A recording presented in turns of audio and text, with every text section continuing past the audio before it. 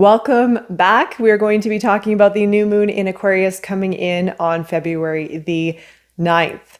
We are in Aquarius season. We are also going to be welcoming in a stellium of planets into Aquarius in the month of February.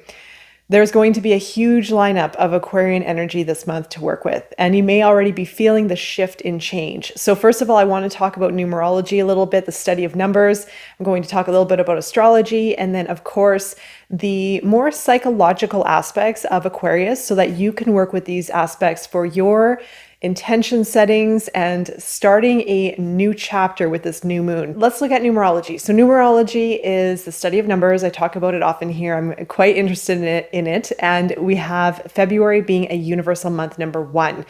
We had a universal month number 9 in January. So in January, you may have had, for some of you, low energy. You may have actually been going through also maybe a purge or cycling out an old chapter of your life, even though we have an overlap between January being the first month and then a universal month 9 with that one energy. So it did actually, for some, I know, play into low energy, maybe a high at the beginning of the year, and then moving into a bit of a low. So if it resonates with you, you very well could have been cycling out something still from an old chapter, preparing for something new. And so in February, we have a universal month number 1, as I mentioned, which signifies new beginnings. It's a new chapter. The 1 energy paired with also a universal year 8. So remember, we have that 8 theme happening this year. The 1 and 8 together are very, very strong energies. Very, very strong. So depending on your own personal story and your own journey, because we all are going to resonate with it a bit differently, you could have noticed a big shift going into February. So I've been talking about the Aquarian energy specifically in February, which I'm going to touch on. But first, I'm going to look at the numbers because they're very connected. And I feel that given what is happening in the world, given what is happening maybe within ourselves individually, I can feel it for sure. There's a lot of this playing into those factors, a lot of this energetic weight, if you will. So I love looking at these because it allows us to connect the dots a little bit as far as what's happening on a global level, collective level, and then what could be happening within ourselves and basically how to navigate these times. This year is going to be a big year. There's going to be a lot of big power plays, as I mentioned, with that 8. There's going to be friction as well, but there's also going to be this maybe even dismantling certain things. Well, for sure, going to be dismantling certain structures, infrastructures,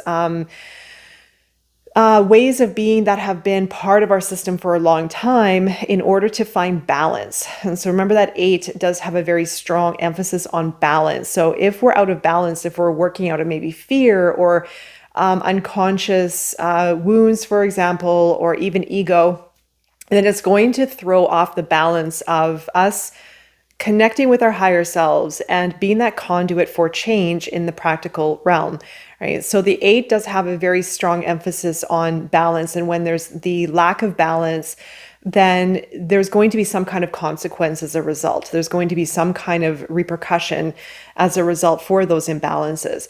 So that's going to be a theme for the year. But we have this 1 month, and this universal month number 1 is a very, very strong energy. So as I mentioned at the beginning of this month, you may have just had this shift of energy happen. I definitely felt it going into the beginning of February.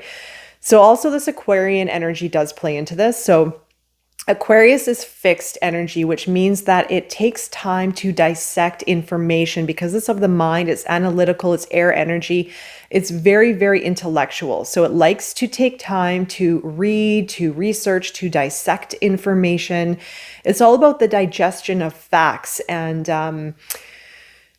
even for discernment. I do feel that all of the fixed signs offer a time to really digest that particular archetype, this element, for example, being air, which is of the mind. So it does pertain to our intellect. It does pertain to our logical sense of being, our analytical self.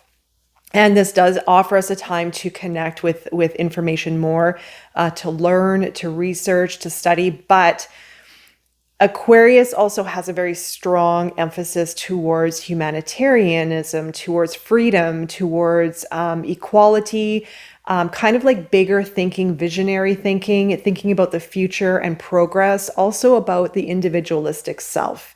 So there are a lot of traits here, and I'm going to try to tie it all together as far as how you can work with Aquarian energy for this new moon, but also just really paying attention to what might be happening within your life, within yourself during this heavy Aquarian month of February. So with this new moons are all about setting new intentions. New moons are a clean slate. It allows for us to get clear with what we want to create, the change that we may feel inspired to accomplish, or to even, I want to say, even set forth on a path that is completely new and is going to create a positive impact in community or in the world or within yourself. This is a time to be your unique self, Aquarius energy. This is time for you to embrace your uniqueness, your individuality, but also thinking how you can make an impact in the world in that way. Right? So we had the full moon in Leo almost 2 weeks ago, and this is the tie-in. This is the connection. Usually the full moon offers kind of a conclusion in a way, or allows for a release.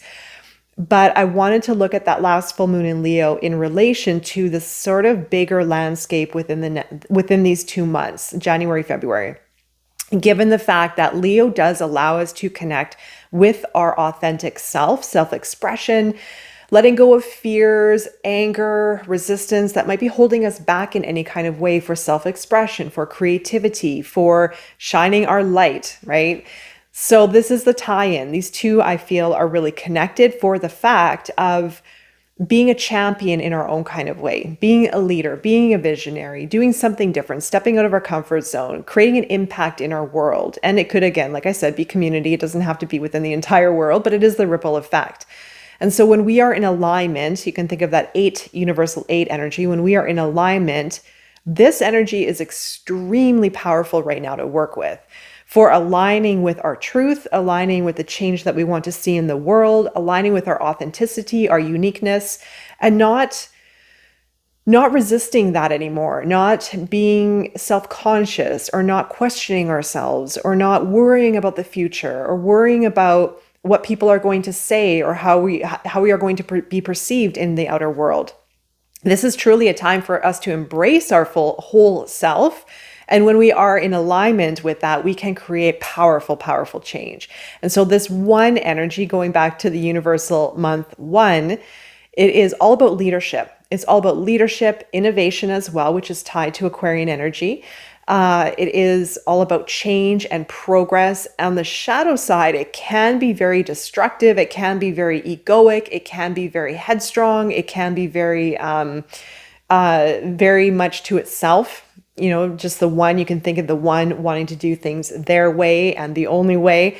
So there can be a little bit of that shadow energy showing up, but I do feel that this new moon is offering a very powerful time. It's kind of that tipping point towards progress, like the point of no return, essentially. So what has been being put in motion right now, there are protests all over the world. If you caught me over on Instagram, I found a really interesting website for counting all the protests around the world. It's a ripple effect in many different areas. Many different areas is basically going to dismantle the old way of being and moving us to something more progressive. Again, something more aligned, and thinking about our freedom. Whatever freedom means for you, whatever freedom means for the collective, it is moving us towards that. And so freedom also too, I need to highlight, is a very crucial part of understanding our sense of freedom on a deep level. What is it going to take for you to feel free within yourself? And this can go deep. This can come from a place of subconscious limiting beliefs. This can come from conditioning, from family conditioning. This can come from society. This can come from somewhere within yourself that you may not be able to recognize, or may not be able to identify. But all you need to know is how it feels. How it feels within your body. Do you feel restricted? Do you feel confined? Do you feel limited?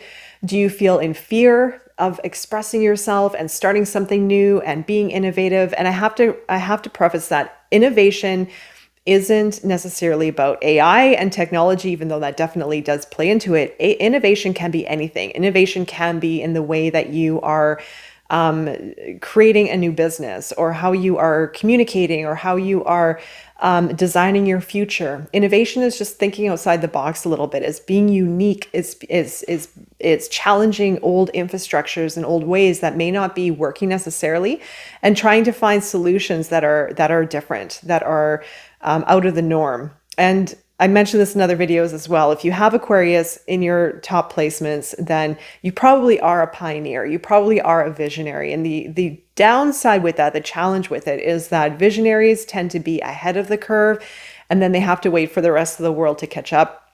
And there is that bit of a gap that happens. So if you are an Aquarius, if you have a heavy Aquarius in your Aquarius energy in your chart, try not to get discouraged with that. I have an Aquarius moon. I sometimes find I'm 5 steps ahead of myself, even not necessarily even just the rest of the world, but it is this aspect I've had to learn as far as thinking towards the future and thinking towards change, but then also being patient with the process and giving it the time that it needs to kind of like find its way. So with this new moon, as I mentioned, coming in on the 9th, I do have to mention the 9 is all about endings, but we also have this new beginning, right? So there could be a little bit of an overlap between what is still lingering from the past, meaning past conditioning, past beliefs, past even situations from the past. What can be truly let go of, and how can you point yourself more towards your future, the future of change, the future of progress, the future of alignment, and really start to connect with your uniqueness. How are you going to make a difference in your environment? It could be within the world, it could be community, it could be family, it could be anything. And how can you own and step into your uniqueness and your authenticity? And how can that uniqueness and that authenticity create the change that you're desiring? So again, this is all about community, humanitarianism, innovation, being unique, embracing your uniqueness, and thinking about the future. Where are we going? Where do you want to go? And I do encourage actually this new moon to almost push beyond into the future. New moons are great to look at a more expansive viewpoint of your timeline, of your manifestation, if it is within a year, if it is within 6 months, if it is within just 1 month, or maybe a couple weeks. So I do feel with this one, it is all about the future progress. You can look a couple of years in advance, you can look at a year in advance, but also, of course, be realistic as far as what needs to be done each day or each week in order for you to get there. So the smaller steps, the better, because also too, we could lead ourselves to disappointment if we set our standards or we set our vision high, and then all of a sudden sort of assume that is going to happen when there are many steps to get to that bigger goal. All right. So also with new moons, as I've mentioned before, light a sage to clear out the old, just a ceremonial, letting go of the past, clearing out the energy from the past, giving thanks to the past as well. Write down on paper your new intentions, what you want to set your intentions towards, the change that you want to see happen in your life, but also the change that you want to create within yourself. And then also you can speak it into the universe, what you desire, what you would like to create, the change that you want to see, just to make it so. Words hold incredible value and incredible weight. When we speak it, it becomes our truth. All right, so you can also drop into a visualization meditation to visualize and to feel your future manifestation, aligning you with your future. So how does it feel being in your future? How does it look? What are the details within your future landscape? And also too, I will be hosting a new moon ritual. If you want to show up for this one on its own rather than joining Patreon, I will leave a link below. You can jump into this one. I do encourage it because this new moon is going to be, I feel, very important. As I mentioned, this Aquarian energy, this heavy dose of Aquarian energy is going to be quite powerful to work with. So I will be guiding the group with regards to this energy. So the link will be below. I hope you can join. And I'm wishing you all the best during this time and beyond. And I will see you again very soon. Take care.